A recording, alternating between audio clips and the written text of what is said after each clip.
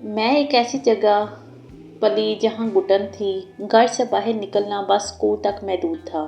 بچپن میں ہی والد کا سایہ سر سے اٹھ گیا تھا، نانی کے گھر پروان چڑھی۔ باپ کی کمی شدت سے محسوس ہوتی تھی۔ جب میری سہیلی ثانیہ اپنے ابو کا ذکر کرتی تو دل محرومی سے بھر جاتا اور آنکھیں نم ہو جاتی تھیں۔ دل سے دعا نکلتی کہ اللہ کسی بچی کو باپ کی محبت سے محروم نہ کرے۔ ثانیہ میری اکلوتی سہیلی تھی۔ ہم پہلی جماعت کے ساتھ پڑھ رہے تھے۔ ہمارے گھر بھی پاس پاس تھے۔ وہ بھی میری طرح پاکیزہ دل کی لڑکی تھی۔ اس کی امی اور میری امی جان کی گہری دوستی تھی، اس لیے نانی نے کبھی مجھے ثانیہ سے ملنے سے نہیں روکا۔ نانی سخت مزاج تھیں، وہ ہمیں بے راہ نہیں ہونے دیتی تھیں۔ انہیں آزاد خیال لڑکیاں پسند نہ تھیں۔ محلے کی لڑکیاں بغیر برقعے کے اسکول جاتی تھیں، لیکن میں برقع پہنتی تھی۔ یہ کوئی بری بات نہ تھی، مجھے عبایا پہننا اچھا لگتا تھا، اس سے میرا لباس چھپ جاتا تھا، خواہ وہ کیسا ہی ہو۔ میں خود کو محفوظ سمجھتی تھی۔ نانی کہتی تھی کہ لڑکیوں کی عزت ان کی ستر پوشی سے ہے۔ عزت انسان کا سب سے قیمتی جوہر ہے، جو ایک بار کھو جائے تو پھر نہیں ملتا۔ لڑکیوں کو اپنے ماں باپ کی عزت کی حفاظت کرنی چاہیے۔ ثانیہ بھی ان باتوں سے متاثر ہوتی تھی۔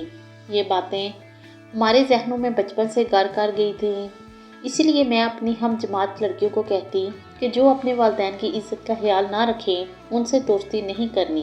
یہ جان بوجھ کر کنویں میں چھلانگ لگانے جیسا ہے، جو ان کا ساتھ دے وہ بھی ڈوب جاتا ہے۔ میں 11ویں جماعت میں تھی۔ ایک روز موسم بہت خوشگوار تھا، ٹھنڈی ہوا چل رہی تھی۔ اچانک تیز ہوا چلی، جیسے طوفان کے جھونکے ہوں۔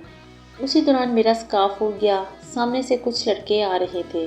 میرا ہلکا سا اسکارف ایک لڑکے کے منہ سے لگ گیا۔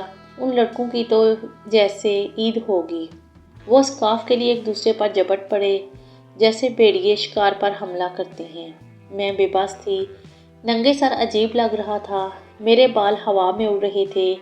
کچھ لوگ قریب سے گزرتے ہوئے تماشا دیکھ رہے تھے۔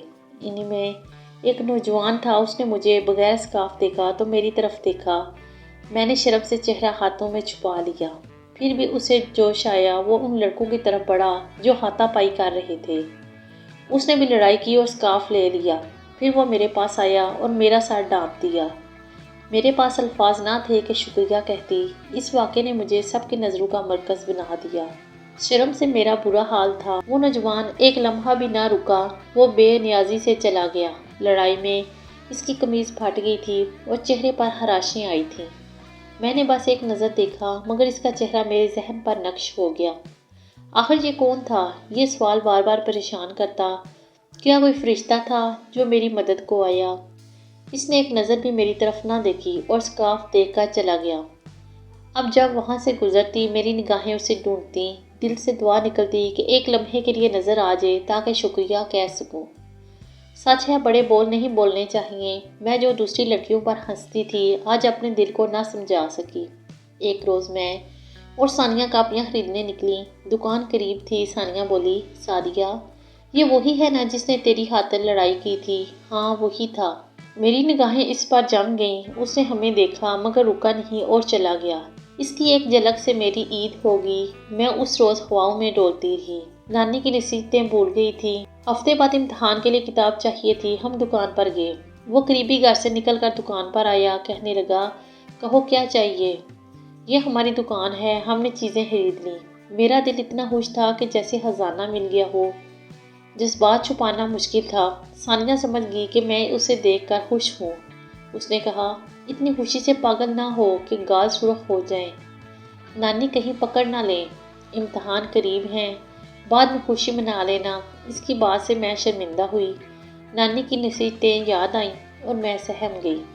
ایک روز رجسٹر لینے دکان گئی۔ ایک بزرگ بیٹھے تھے۔ وہ بولے، مجھے نماز پڑھنی ہے، سلمان ابھی نہیں آیا۔ اتنے میں وہ آیا۔ بزرگ نے کہا، سلمان دکان سنبھالو، مجھے نماز کے لیے دیر ہو رہی ہے۔ اس سے مجھے پتہ چلا کہ اس کا نام سلمان ہے۔ میری خواہش پوری ہوئی۔ امتحان ختم ہوئے تو چھٹیاں ہو گئیں۔ گھر سے نکلنا مشکل تھا۔ دل کو سمجھایا کہ صبر کرو۔ ایک روز دروازے پر دستک ہوئی۔ امی نے کھولا تو دو اجنبی خواتین تھیں۔ انہوں نے میلاد شریف کی دعوت دی۔ نانی خوش ہوئیں اور بولیں، ہم ضرور آئیں گے۔ انہوں نے بتایا کہ ان کے گھر کے پاس کتابوں کی دکان ہے۔ یہ سن کر میں چونکی، گویا سلمان نے اپنی امی اور بہن کو بھیجا تھا۔ دل نے کہا کہ وہ بھی مجھے یاد کرتا ہے۔ ثانیہ نے بتایا کہ یہ دعوت محلے کے کئی گھروں میں دی گئی ہے۔ اس سے میں شرمندہ ہوئی۔ مقررہ دن نانی نے کہا، تیار ہو جاؤ، میلاد کی محفل ہے۔ ثانیہ اور اس کی امی بھی ساتھ گئیں۔ سلمان نے استقبال کیا۔ اس کی بہن عائشہ سے میری دوستی ہو گئی۔ وہ اور اس کی امی ہمارے گھر آنے لگیں۔ وہ سلمان کے لیے لڑکی ڈھونڈ رہی تھی۔ میں اور ثانیہ کالج میں داخلہ لے کر سلمان کی دکان پر چیزیں خریدنے جانے لگے۔ ایک روز ثانیہ دور تھی تو سلمان نے کہا، میں تمہارے گھر آؤں گا، تم سے شادی کروں گا، میرا انتظار کرنا۔ یہ بات میرے لیے سہارا بن گئی۔ میں اسے پتھر کی لکیر سمجھنے لگی۔ اسی دوران امی کے کزن کے بیٹے علی کا رشتہ آیا۔ ماموں اسے گنوانا نہیں چاہتے تھے۔ نانی نے میری رائے لی۔ ماموں کے لحاظ سے میں خاموش رہی۔ سوچا امی سے بات کروں گی۔ عائشہ نے اپنا نمبر دیا تاکہ سلمان سے رابطہ ہو، مگر اس نے رابطہ نہ کرایا۔ میں پریشان تھی کہ کیسے بتاؤں کہ میرا رشتہ طے ہو رہا ہے۔ ثانیہ سے کہا کہ سلمان کو بتا دے۔ اس نے وعدہ کیا کہ مدد کرے گی۔ ثانیہ نے سلمان کو بتایا کہ میرا رشتہ علی سے طے ہو رہا ہے۔ اس نے کہا ٹھیک ہے، مگر 3 ماہ گزر گئے، اس نے رابطہ نہ کیا۔ میں نے خود فون کیا۔ اس نے کہا 2-4 دن میں امی کو لے کر آؤں گا، مگر وہ نہ آیا۔ منگنی کی تاریخ طے ہوئی۔ میں نے بیماری کا بہانہ بنایا، پھر فون کیا۔ اس نے کہا کچھ دن سنبھالو، میں امی سے بات کرتا ہوں۔ سلمان کی امی آئیں۔ ثانیہ نے امی سے پوچھا کہ کیا وہ میری مرضی کے بغیر شادی کریں گی؟ امی نے کہا ہرگز نہیں، مگر سلمان کی امی خاموش رہیں۔ 2 ماہ بعد منگنی کی تاریخ دوبارہ طے ہوئی۔ ثانیہ نے سلمان سے رابطہ کیا۔ اس نے کہا کہ وہ جلد آئے گا، مگر نہ آیا۔ ثانیہ نے کہا سلمان سنجیدہ نہیں، گھر والوں کو نہ ٹالو۔ میں خاموش ہو گئی۔ شادی کی تیاریاں شروع ہوئیں۔ دل سلمان کے لیے دھڑکتا تھا۔ شادی سے 1 روز پہلے سلمان اپنی امی اور بہن کے ساتھ رشتہ لینے آیا، مگر نانی اور ماموں نے کہا کہ اب رشتہ ممکن نہیں۔ سلمان کی امی نے کہا افسوس، میرے بیٹے نے دیر کر دی۔ سلمان نے ثانیہ کو ایک خط دیا۔ اس میں لکھا تھا کہ اگر میں کسی اور کی دلہن بنی تو وہ میرے سسرال کے دروازے پر جان دے دے گا، یا میں اس کے ساتھ چلی جاؤں۔ میں اسے سچ سمجھ بیٹھی۔ شادی کے روز بارات آئی تو میں واش روم کے بہانے گلی میں سلمان کی گاڑی میں بیٹھ گئی۔ میں نہیں جانتی پیچھے کیا ہوا۔ ثانیہ نے امی کو تسلی دی کہ میں زندہ ہوں۔ بس بے وقوفی کر دی۔ ہم ملتان میں سلمان کے دوست کے پاس چھپ کر رہے۔ عائشہ نے بتایا کہ میری امی بیمار ہو گئیں، ماموں شرمندہ ہیں اور نانی کا ذہن خراب ہو گیا۔ خوشیاں ڈھونڈنے نکلی تھی مگر نہ ملی۔ سلمان کی محبت 4 دن کی تھی۔ وہ پچھتانے لگا اور مجھے اپنی خالہ کے پاس چھوڑ گیا۔ اب میں ان کی خدمت کرتی ہوں۔ سلمان کی دوسری شادی ہوگی، وہ خوش ہے۔